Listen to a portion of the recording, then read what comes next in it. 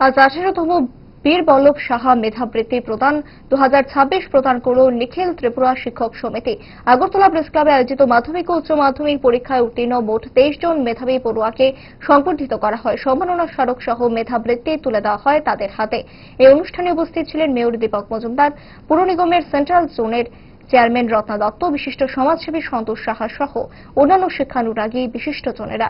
শিক্ষক সমিতির এক কর্মকর্তা জানান,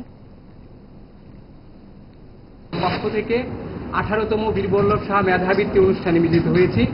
এখানে উপস্থিত রয়েছেন মাননীয় মেয়র মহোদয় দীপক মজুমদার মহোদয়, উপস্থিত আছেন আমাদের স্টেট সেন্ট্রাল জোনের কাউন্সিলর তথা আমাদের রত্না দত্ত মহোদয়া, উপস্থিত আছেন লিটন ভূমি, অন্যান্য বিশেষ অতিথিরা।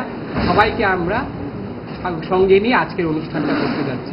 উদ্দেশ্য একটাই, বীরবল্লভ সাহা মেধাবৃত্তি দেওয়ার কারণ হচ্ছে বীরবল্লভ সাহা হাতে প্রতিষ্ঠিত এটিটিএ 1957 সন থেকে যে শিক্ষক এবং শিক্ষার স্বার্থে কাজ করে গেছেন তারই স্বীকৃতি স্বরূপ আগামী দিনে ছাত্ররা যাতে উদ্বুদ্ধ হয় সেই জন্যই এই মেধাবৃত্তিতে তাদেরকে উদ্বুদ্ধ করা।